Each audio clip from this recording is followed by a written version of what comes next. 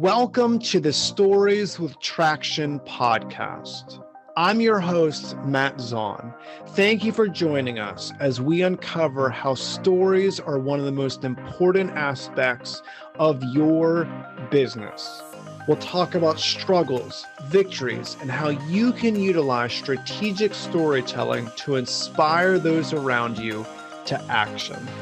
Enjoy this episode. I am extremely excited because today we're going to focus on one of my favorite things to talk about. Now, it's one of my favorite things because of the results that I've seen from this platform. Today, we're going to focus on corporate training in regard to LinkedIn. And for everyone that follows me, you know that LinkedIn is my social media channel of choice because of the results that I've seen. And to dive into this conversation, I am joined by Britta Blansky, who's the owner of Britta, Zaun Co. She's a LinkedIn educator focusing on LinkedIn strategy for companies. Welcome to the Stories with Traction podcast, Britta. Hi, thanks so much for having me. It's a real honor and pleasure to be here. I've been really enjoying listening to your podcast, so thank you for inviting me. Absolutely. And I appreciate what you do. And I really appreciate your content. And I appreciate all that you put out into the world. And I really want to go into different things that companies can do to empower their people to utilize this platform more so they can see some really good results as well. Before we dive into LinkedIn, though, I do have a question that I want to start off with. All So right. you originally opened your company in Minnesota and then you moved to Italy. So how did that happen? Why Italy? Tell us a little bit about the culture shock from going from Minnesota to Italy. I'm very intrigued and interested to hear about that.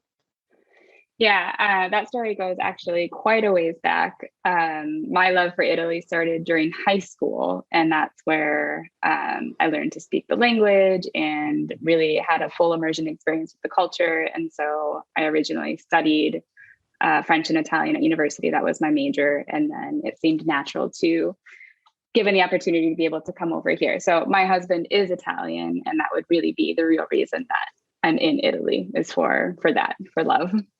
That's awesome. All right. So you really started to enjoy Italian culture in high school. So was it in high school that you envisioned yourself moving there one day? Is that when it started? Yeah, I think after you spend a prolonged period of time abroad, you kind of have a reverse culture shock that happens when you go back to your home country. Okay. And you realize, okay, I have to make a decision now. Do I want to stay where I am, or do I want to go back to where I was before? And so pretty early on, I knew that I wanted to go back to Europe for sure. If not Italy, a different, for sure, another country within Europe. Sure. Interesting. I'm fascinated by that. All right. Awesome. So have you been? Have you visited? I've never been to Italy. No. Oh, I've always wanted to go. Okay. I'd love to take my wife one day, but I have not ever been to Italy. Yes. Okay. When you plan that trip, let me know and I'll give you some insider tips. That sounds awesome. Perfect. All right. So second question, speaking of Italy, so what do you think separates Italian espresso from what you could typically find in the United States? That's a good question. Okay, I would say the intensity of the espresso. Okay. American espresso tends to be extremely bitter and they pull it too long. So you need to pull a short shot. So it's, the actual quantity is less. Okay. And it should be not smoky, but it should be, and not sweet. It's not the right word, but it's robust. It's full of flavor. And sure. Often I think in the States, it's just so bitter. And they haven't quite gotten it right. For sure. Awesome. All right. So speaking of espresso and energy and all of these things to get us pumped up and excited, let's talk about how companies can energize their people through LinkedIn. Was that an awesome segue or what? Yeah, that was. I saw that. I was like, oh, he's connecting the dots. That's good. Yeah, I think especially since we're talking about LinkedIn, one of the great things is LinkedIn is a free tool, right? You don't have to pay for it. And so sure.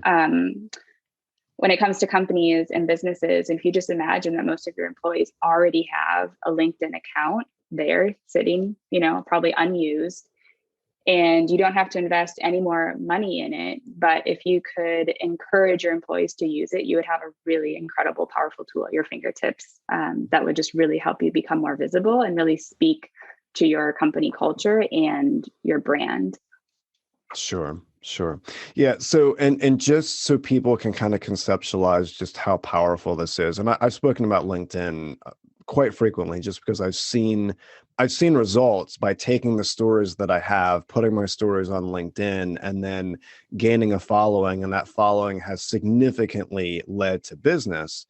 And I mean, I tell people I've invested a lot of money in advertising over the years on Facebook, like a lot of advertising. And I'm not knocking Facebook. Facebook to me is really, really good for strategic targeting. So like if you have a low ticket item, you can get really crazy, almost like creepy weird with how specific you can target people on Facebook. But I always let companies know it takes a significant amount of money. Like you have to have a pretty good chunk of change earmarked for advertising to actually see traction with it. So, you want to invest $100 and then get X amount back, you're going to be investing quite a lot of money. I've spoken with small businesses that have invested upwards of $500,000 on strategic targeting ads on Facebook, and they've seen a lot of results. Well, what's interesting to me and why I'm so unbelievably amazed and excited about LinkedIn is at one point I saw people get traction on LinkedIn. I cut off all of the ad money I was spending on Facebook, and plus I was getting pretty frustrated with Facebook. And every time I felt like I figured Facebook out, they changed the algorithm like in a big way. So I started putting time on LinkedIn. And back to your point about being a free resource, it was all organic reach for me. Like I'd post something on LinkedIn and I post something on Facebook, and I was getting so much more traction on LinkedIn through free posting versus the amount of money I was spending on Facebook, and I was bewildered. So I shifted all of my attention to LinkedIn, and I started really intensively, I believe it was September of 2019 on LinkedIn, actually right before COVID hit. And thank God that I did, because, we know the story, what happened in the months that followed. And LinkedIn, like my business started blowing up because of what I was posting on LinkedIn. So with that said, I mean, obviously, if companies had an entire sales force of people that were buying into posting more on LinkedIn, they would gain a lot more traction too. So what's a way that people can empower their employees to spend more time and focus on LinkedIn? Mm-hmm.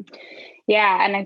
And to your point there, I think a big difference between maybe a Facebook ad and actually utilizing LinkedIn is the fact that it's not just about the sale. So of course, we want to make money, we want to land more clients, but LinkedIn is so much more than that. It's really about building relationships. And so when you encourage your employees to actually start utilizing the platform with the perspective that I'm here to not just promote myself, we're not just talking about personal branding and it's all about me, but I'm really here to demonstrate how I can help others and how we can be of mutual help to one another.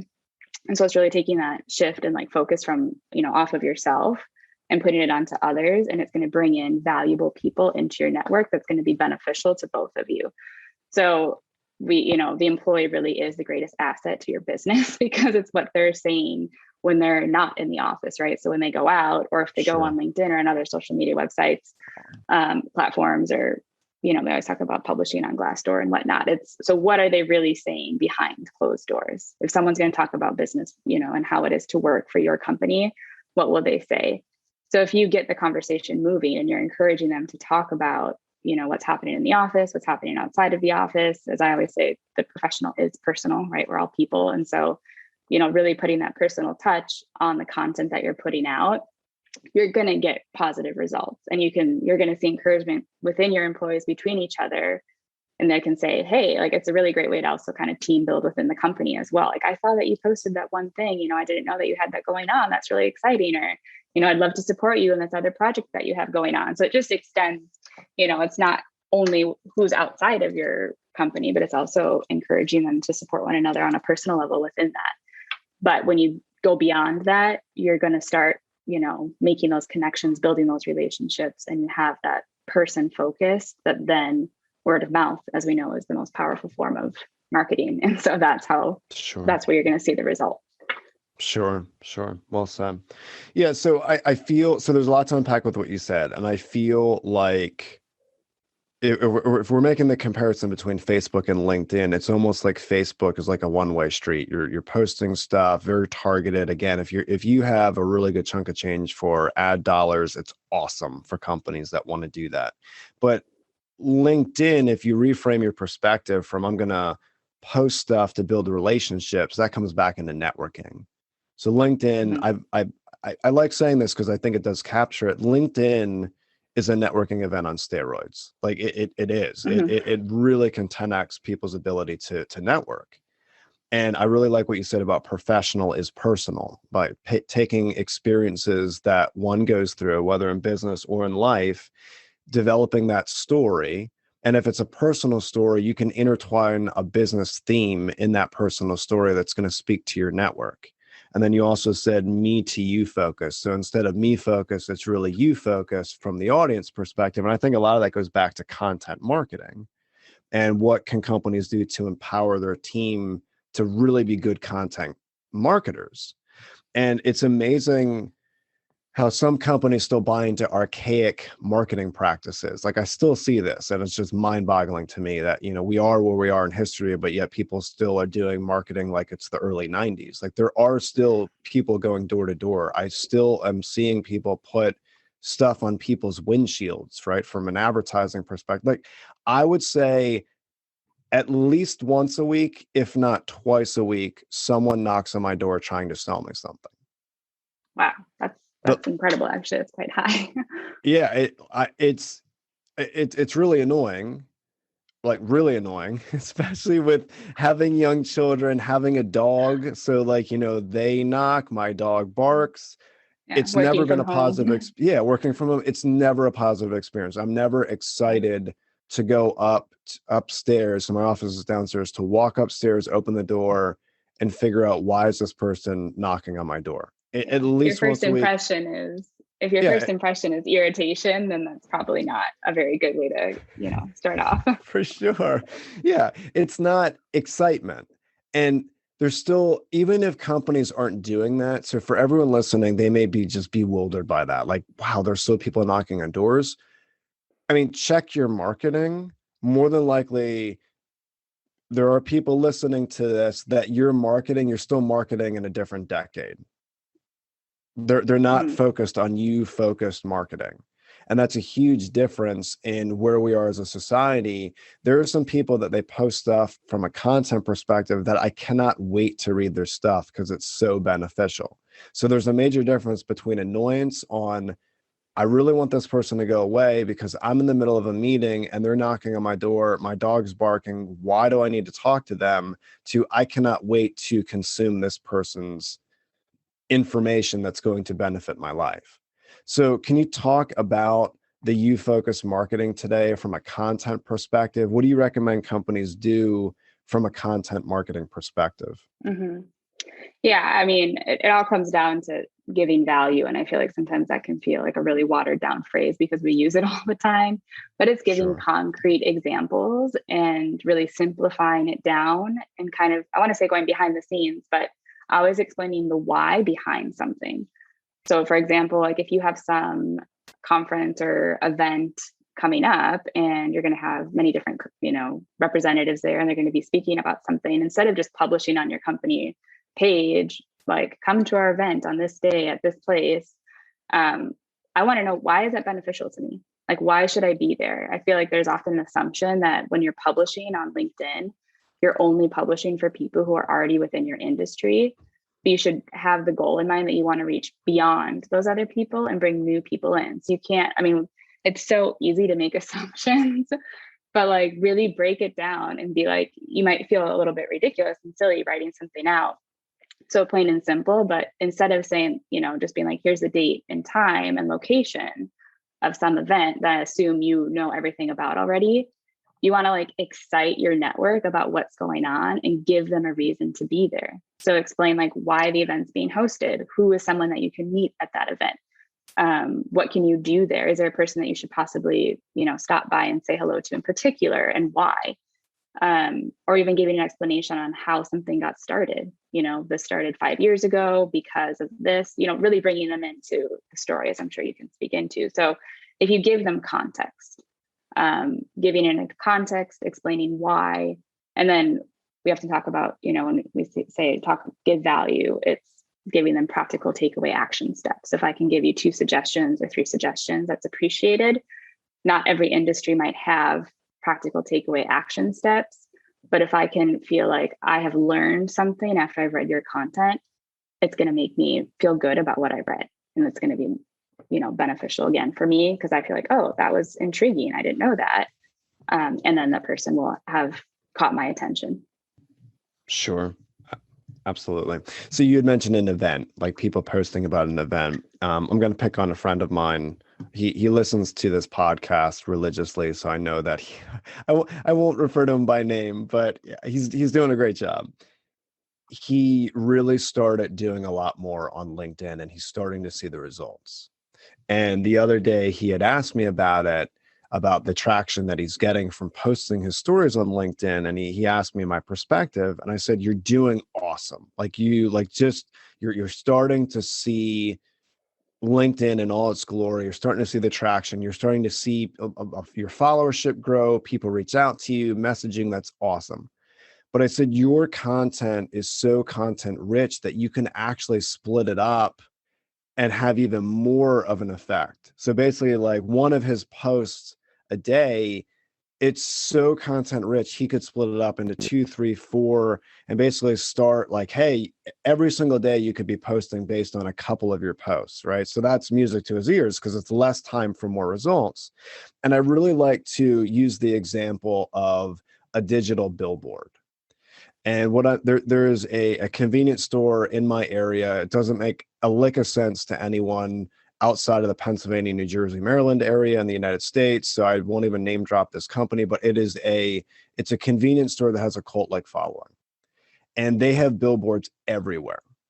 And someone may ask, like, they already have a big following, why do they need billboards everywhere? And I mean, my response would be, every time you're passing that billboard, that name is in your mind, and it's playing the soundtrack on your mind. So whenever they roll out a new sandwich or they roll out a new coffee, it's like, I'm thinking about it all the time. And that's like the beauty of LinkedIn, is that when people start seeing your name again and again and again in the comments or different likes or whatever, however you're going to engage with them, it opens up doors, and it brings down barriers and creates trust. And there are people that I've met all over the country, and they'll come up to me and they'll say, I know your name from somewhere. I don't know where, but I know your name from somewhere. How do I know your name? And I'll say, well, do you follow or are you connected with me on LinkedIn? And they'll look, and they are, and it's like, because they've seen me post month after month after month and week and day. So it's really making that digital billboard connection. Okay. Mm-hmm. So, but I also want to focus on this, because once companies grab a hold of this, companies are really good at policies and cookie cutter stuff. So I'm seeing this more and more, where basically, and I really want you to speak to this, because you said about professional is personal.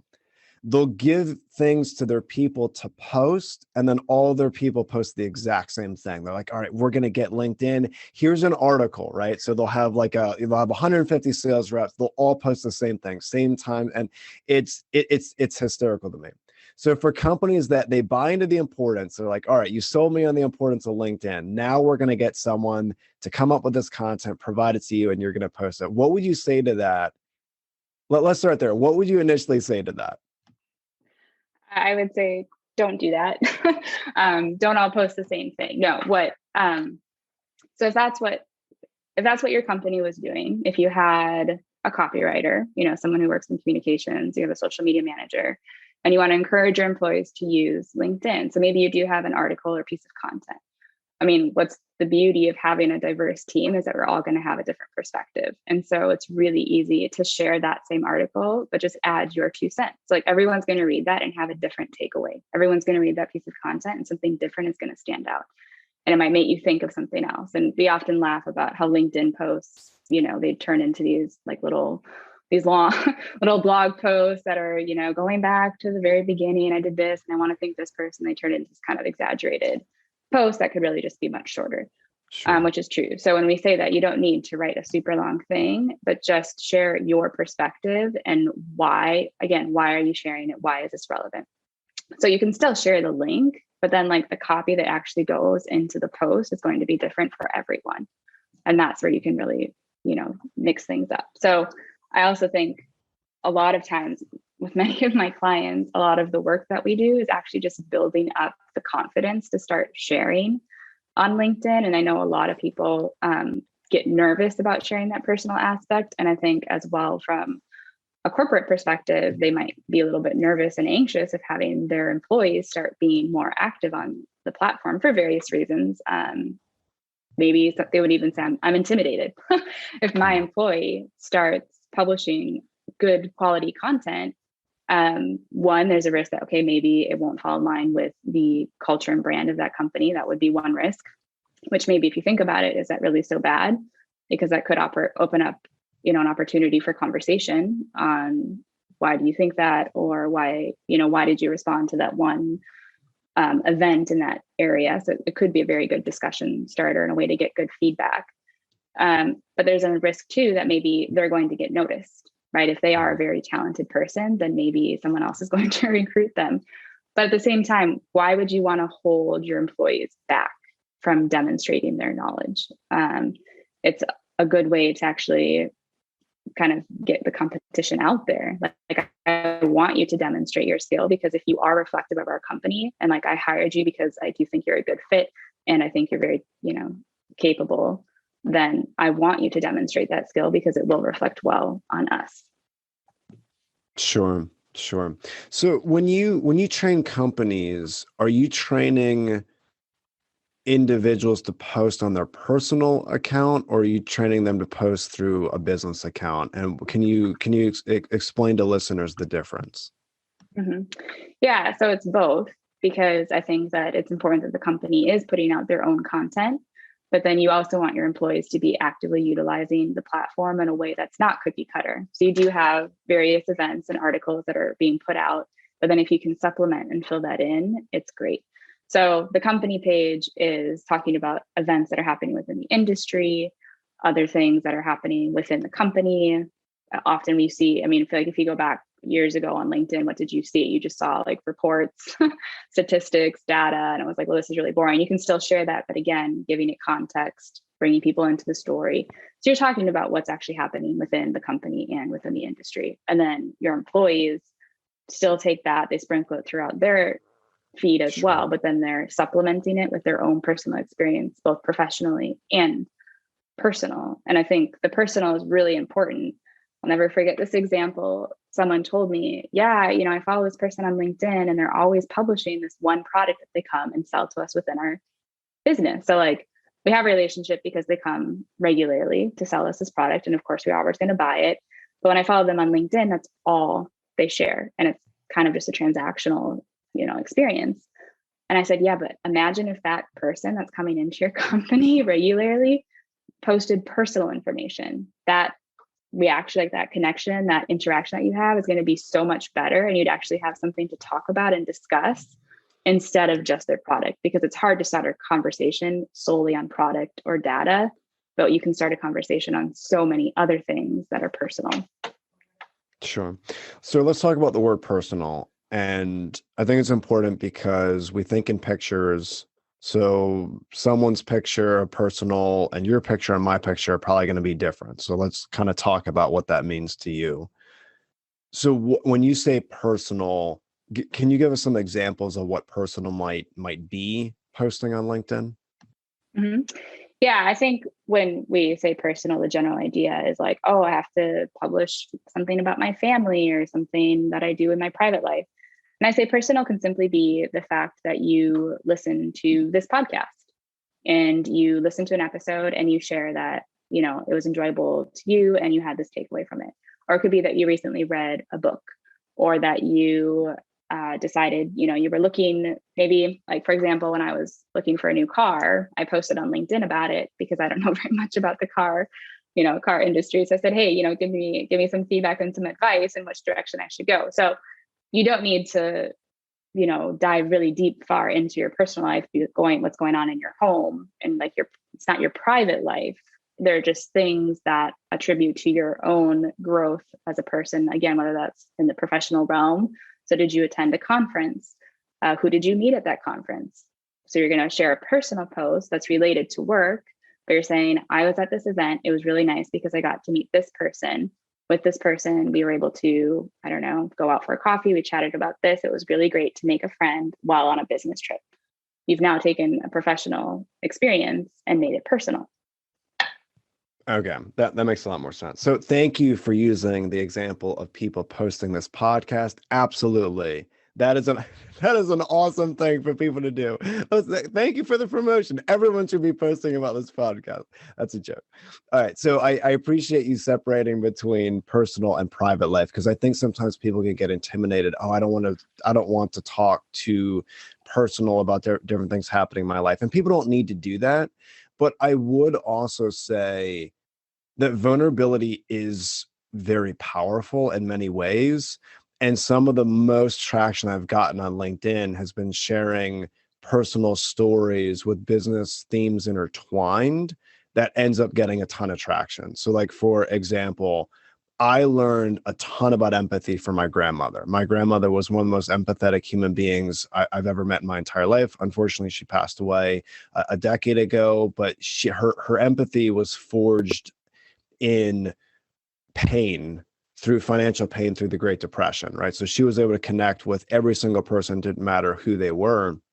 So often when I'm crafting stories regarding empathy, my grandmother is the hero of those stories. So I'm positioning her as the hero. She's teaching me all these life lessons. It's empowered me to be more of an empathetic person. And there's a business principle intertwined, and I make it relatable to different elements in business. And me being vulnerable, sharing different elements that I've learned from my grandmother, I mean, those posts take off. And what it does is it increases my following. I get messages about posts like that lead to discovery calls and more business. So I appreciate you separating the difference between personal and private life. But I also just want to mention that, yeah, I mean, you don't have to get super, super, super private, personal, but if sharing vulnerabilities and connecting with people in that manner is good for business. Would you agree with that? Absolutely. Yeah, absolutely. And, you know, there's always a risk that comes with being vulnerable. And so, you know, on your journey of LinkedIn, of deciding, okay, now I'm going to start posting, and now I'm feeling more confident and comfortable posting, I'm going to now start to be vulnerable. And the risk that you're going to take with sharing that is also going to get a return. So the more vulnerable you are, usually the better response you're going to get.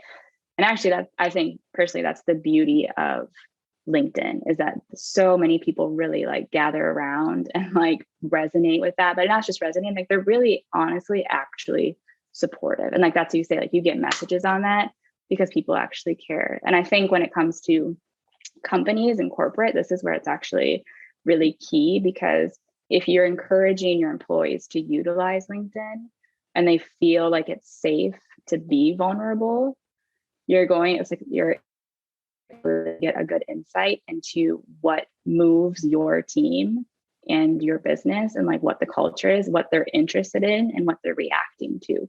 So if you're going to really dive into LinkedIn and you're going to make the space comfortable for them to do that, and then you're going to take the time to actually, you know, we're not stalking people, but you can see people's activity on LinkedIn. So if you're going to see, okay, what do our people in our company, what do they enjoy? What moves them? What gets them excited? What causes them to react? What pushes them to go into a certain direction? And then you would take that information and you would then use that within, you know, your team for various reasons, whether that was team leadership, team building, and so on. Sure. That's a really good point. One of the things from a mistake perspective that I learned early on when I started, and it took me quite some time to learn this, and I know this is going to sound like really simple, but I do think it's almost like a journey that people have to take. So me saying this, everyone listening is going to probably take it and say, oh, that sounds so simple. Of course. But really, you have to do this to really start to understand it. When I first started posting, I was trying to be everything to everybody, and I was trying to capture like everyone's attention.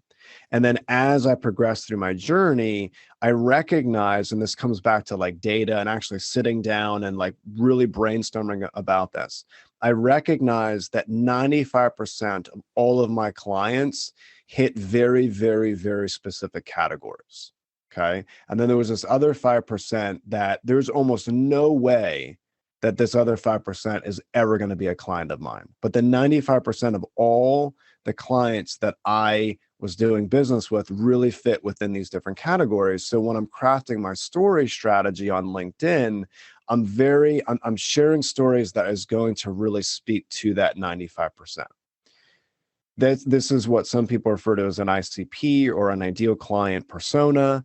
And I don't care about alienating the other individuals. Not that I'm trying to go out of my way to be offensive, but I don't really care if they don't understand the story or if it doesn't make sense to them, because it's really not part of their lives. So here's a prime example. I don't even like, if I'm thinking about it right now, I can't even think of a client that I've had in the last few years that has not had children. Okay. Almost all of my clients have children, like almost all of them. And at very specific ages too. So one of the things that I've done when it comes to my story strategy is I do share stories in regard to my children, but with a business theme intertwined. And what I mean by business theme intertwined is I have a 7-year-old son that is obsessed with marketing videos on YouTube. It's like the funniest thing in the world to me. He watches all these YouTube marketing videos, and he's actually taught me how to be a better marketer, my 7-year-old son. So that's awesome. I would be a fool not to talk about that. Like, I would be so dumb to not, like, it would be foolish. So I'm constantly talking, especially in my trainings, about different things that my 7-year-old son has taught me. And it's like the new things coming out in marketing. So it's personal. Back to your point about like professional is personal. It's a personal thing. I'm talking about my son, different lessons he's taught me, but it also speaks to people's intrigue regarding marketing stuff. So I really want to, I want people to recognize that they don't need to be anything to everybody. They really could focus on stories that relate to their target market. And I want to talk to you a little bit more about that, because I have seen two different thoughts when it comes to LinkedIn. I've heard people talk about just cranking out content at all costs. And there are people that do receive results from like a big followership where they're posting everything under the sun.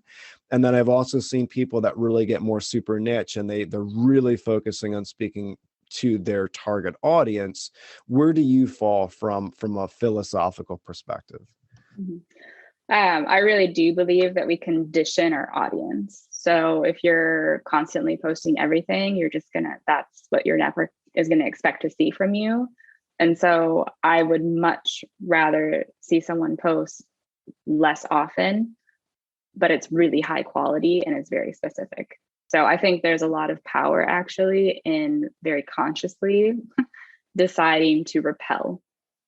So again, it's not that you're like, okay, I purposely want to send these people away, but you know that your content is so specific that it's not going to speak to everyone.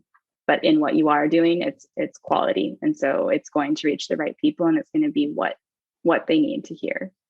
And from a corporate perspective, that's particularly important. I think, especially post-COVID, we keep talking about the great resignation, and everyone's realized where a lot of companies have been lacking in certain areas, and other people now want to look for specific things if they're going to transition in their career. And so if your company decides, okay, we're going to get super crystal clear on who we're trying to reach,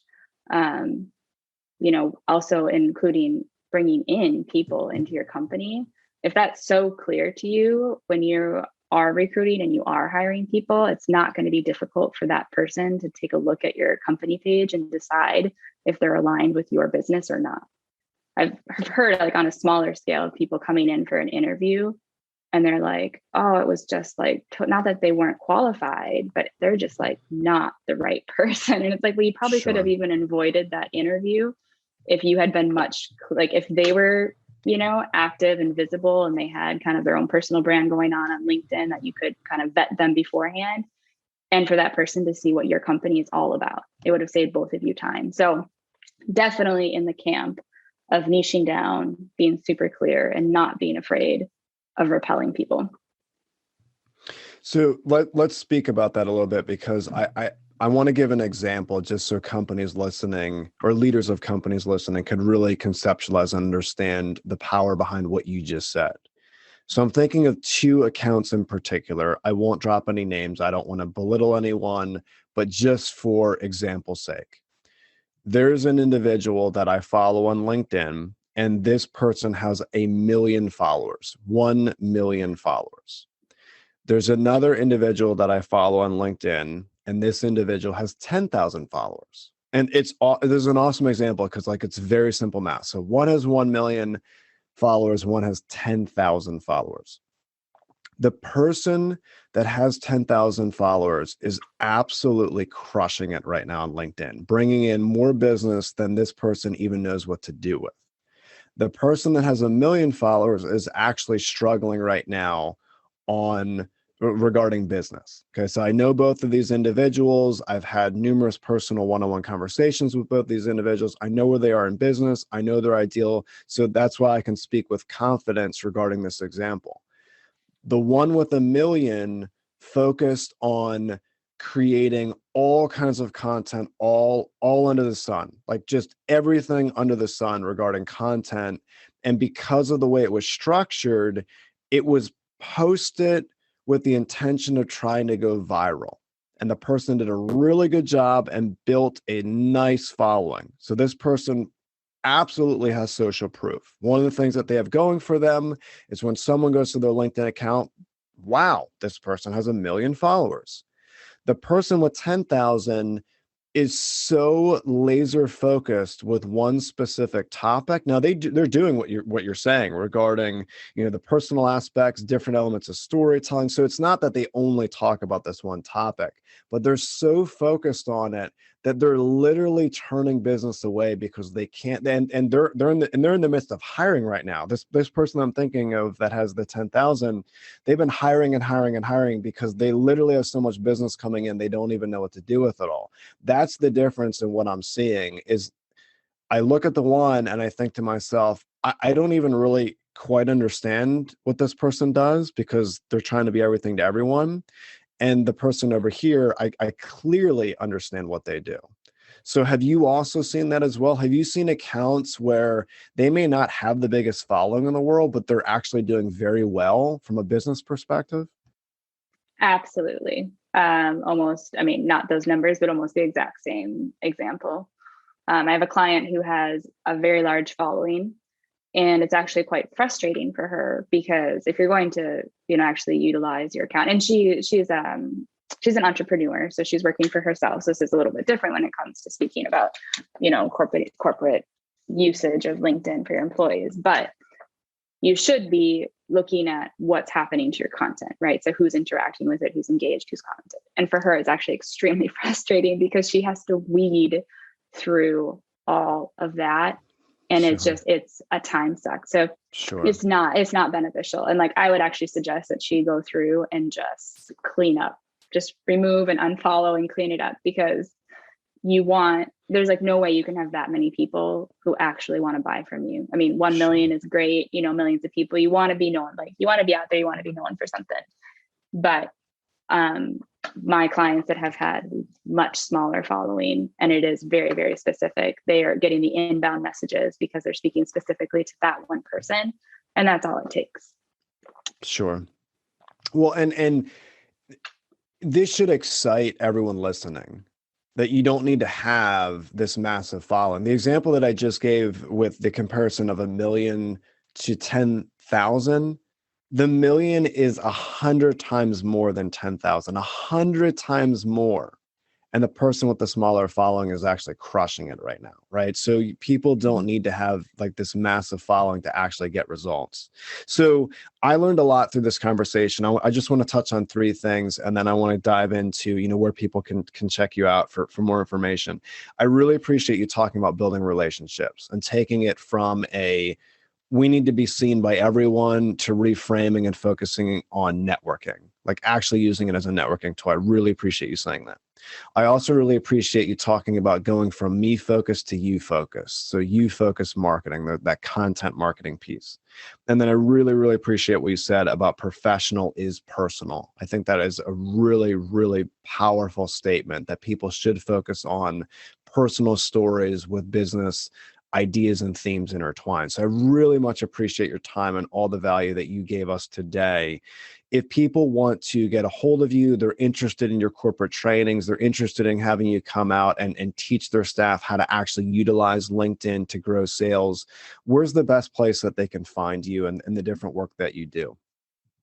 Yeah, thanks so much for having me. They can, of course, connect with me on LinkedIn. It would be great to connect, send me a message there, and I'd love to support you, whatever you're doing there as well.